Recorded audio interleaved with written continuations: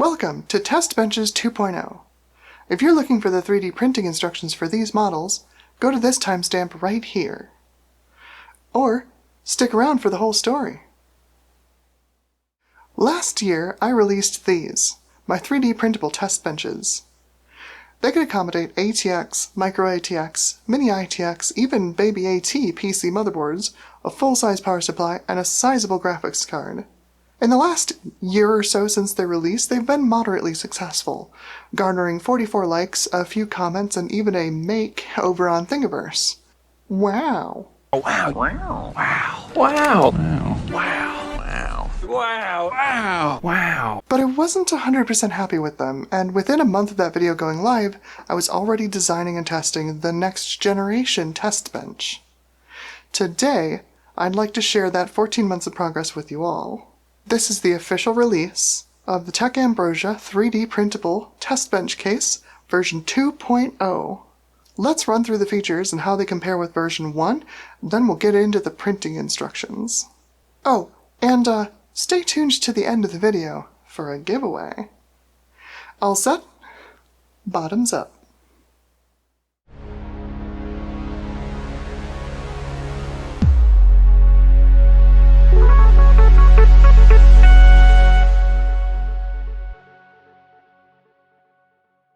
To recap really quickly, these 3D models arose from my frustration with available 3D printable cases about 2 years ago. I found one that seemed promising, printed it out, and it just kinda sucked a lot. It was a difficult print, it needed assembly and post-processing, and the motherboard and GPU didn't even fit correctly once it was all assembled. Also, in the end, it didn't save me any space, it just elevated the motherboard off the desk sorta uselessly. During the process of designing out all the shortcomings of this 3D print, I got so frustrated that I finally just started from scratch. The result of that endeavor was this, my first test bench. It showed up in some of my Cyrix Media GX videos, but otherwise I didn't really publish it at the time. I refined the design over the next couple of months, and in January 2022, I finally released version 1 to the public, hoping it would prove useful. Now, it didn't take me too long to figure out that being able to flip the test bench on its side was pretty useful for swapping CPU and GPU parts around, which, turns out, I was doing a lot of in preparation for my GPU June video that year. By just a month later, I had designed and printed this model, and I had it in the testing rotation. It was indeed flippable, but it was proving too difficult to print for me to consider releasing it. I used that print for testing some of the higher-end cards I put through the ringer for GPU June, but it wasn't until September that a better approach made itself apparent to me. You see, I tried to print another copy of my baby AT test bench, and neither of my printers were having any part of it.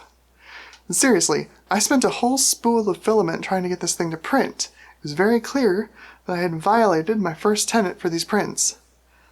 Make them easy to print, even on a stock budget printer. Once again, fueled by pure frustration, I went back to the drawing board. This time around, however, I was aided significantly by one of my old computer components giving up the ghost. It's the first time you hear that, huh? See, I had originally designed the baby AT test bench to accommodate this weird half-height AT power supply I'd pulled out of a 386 luggable. However, by the time I'd actually gotten around to using it, the power supply no longer functioned, and common sense took over. Why risk vintage PC parts on a 40-ish year old power supply when a modern ATX power supply and a cheap voltage converter can do the job? With that realization, I redesigned the baby AT test bench to bring it in line with all the others and accommodate a full-size ATX power supply. And the result, after much fiddling and tweaking, was this. And my primary tenet was once again restored. It was a breeze to print. This one actually completed on my Artillery Hornet, a printer notorious for layer shifts thanks to its weak stepper motor drivers. I propagated that change over to the two ATX versions and started working on my laundry list of things I've always wanted these test benches to do, especially as I was imagining using these in long-term or even permanent roles around my lab. There were definitely customizations these would need to fit into their specific duties, but those same customizations might not make sense to roll into every single copy of the print. And the key, then, was user customizability. A video from 3D Printing Nerd got me thinking about the simple but robust expansion system being employed by both himself for his channel and Pooch from Repcord, French cleats.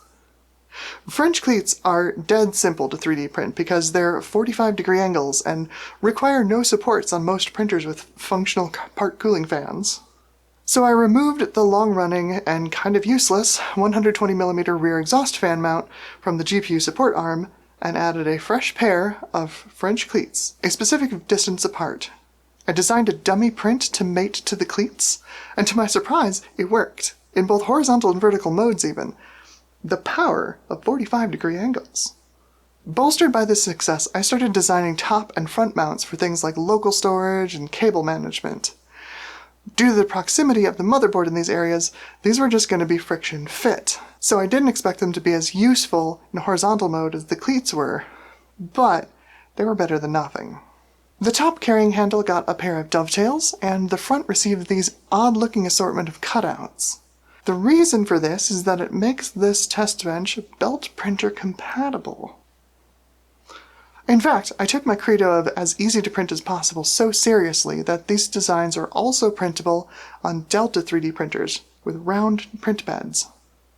You might notice that the earlier prototypes have lots of straight edges and 90-degree corners on their base plates, but the finished versions don't. That's because after I modified the design for a beta tester who asked if a Delta printable version was possible, I printed one out for myself on my non-Delta printer and discovered that it was just as robust, used less material, and somehow was even more stable in horizontal mode than the prototypes I'd been designing up to that point. I immediately pivoted, making the Delta version the final version. Speaking of my beta testers, I want to extend many heartfelt thanks to everyone who tested the test benches. I reached out to folks before this video went live, but I planned poorly, and I only heard back from these folks before I finalized the script, all of whom gave me permission to use photos of their test benches being test benches. Check them out. How cool is that? Beta testing this revision of the prints was essential, as it introduced a whole slew of variables that I wouldn't have ever accounted for otherwise. Many thanks to everyone who downloaded and printed, or attempted to print, one of the prototypes and sent me feedback on the experience. You're the real MVPs. One cool little feature I want to point out is the enormous square cavity in the middle of the central motherboard support pillar. I figured that while I was flipping the test bench 90 degrees, why not flip the power supply as well? PSUs mount into version 2 a full 180 degrees rotated versus version 1, which forces the power supply fan to draw in air along the back side of the motherboard. This airflow passes over the rear of the CPU socket and the voltage regulator modules, keeping them cool even during high-strain operation. To test this, I've been using one of these prototypes for the last 2.5 months or so as my home server. This is an X79 system with 64 gigs of RAM that acts as a virtual machine host and home lab. It runs 24/7 and has been doing so quite happily on one of these test benches.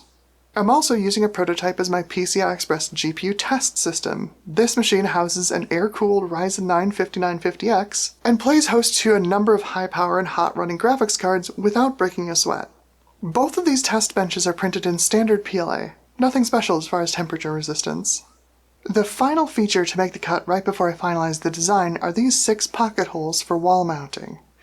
Caveat emptor with these, I haven't been able to test them since I live in an apartment and I can't screw anything into my walls. But they should be sufficient for mounting something like a mini-ITX home automation system to the plywood backboard in your telecom closet or something. Or, mounting a full system upside down under your desk to get it out of the way. You're on your own as far as gravity is concerned, though. Finally, I'm happy to announce that the ATX versions will quite happily fit motherboards with non-removable, built-in rear I/O panels. I specifically targeted these since these panels are becoming a regular feature, even on lower-end modern motherboards.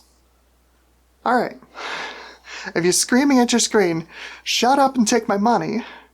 Here's how you print these. First, you'll want to select which version to print. There are 3 in the download: ATX Position 1, ATX Position 2, and Baby AT. Baby AT is pretty self-explanatory. If you've got a Baby AT board, that's the one you want. The ATX versions, though, bear a little explanation. There's ATX POS 1 and ATX POS 2. These refer to the position of the primary expansion card on the motherboard. You'll have to look at your motherboard and figure out if its slots start at slot 1 or slot 2. If you're unsure, or your motherboard isn't making that determination easy, a safe bet is the POS 1 variant, since you can always add a slot spacer later to fill the gap if you need it. Once you've picked a test bench to print, import it into your slicer of choice. These are designed to print with just 2 walls and 3 top and bottom layers with 10% infill. No supports are necessary. Yes, really. If you plop one of these down on your slicer's build plate, hit slice, and it says it's going to take something like 24 hours to print, set your layer height to at least 0.2 millimeters. I printed all of these at 0.25 millimeters just fine. If it still says it's going to take an age and a half, set your inner wall and infill speeds to at least 60 millimeters per second. A good target time for printing one of these is around 14 to 17 hours. I printed this yellow one here in under 9 hours because I'm a maniac and I wanted to see just how fast I could get my modded Ender 3 to print. Lastly, you may want to add a brim to keep the edges of the test bench from curling up, but if they do, it won't really hurt anything. You shouldn't need to do any post-processing other than maybe clipping a few stray strands if your slicer misinterpreted any of the bridges. Although, I like to add rubber stick-on feet to mine to keep them from sliding around on my desk. That's it for printing instructions. Like I said, the #1 goal for these was printability. Printing of the accessories should be approached similarly, just drop them onto your build plate and print away. Again, supports shouldn't be needed, but a brim might be a good idea if your printer has a tendency to let go of prints after a few hours. More accessories are planned over the coming months, as well as more templates you can modify to make your own accessories. Over the last year of developing and tweaking these test benches, I've printed out so many prototypes. So many test benches that I just don't need, and I simply don't have the space to keep. But perhaps you would? If you'd like a prototype, and you're in the continental United States, comment on this video with this hashtag. I have 7 of these prototype prints that are perfectly usable, they're just not the final revisions of the prints. You don't have to be subscribed to the channel to enter, although you will need a YouTube account to comment, with a good email address so that I can contact you in case you win. To enter, you just need to comment this hashtag on the comments on this video. You can also say which test bench you like, but this is a first come first serve basis with these. There are only 7 of them.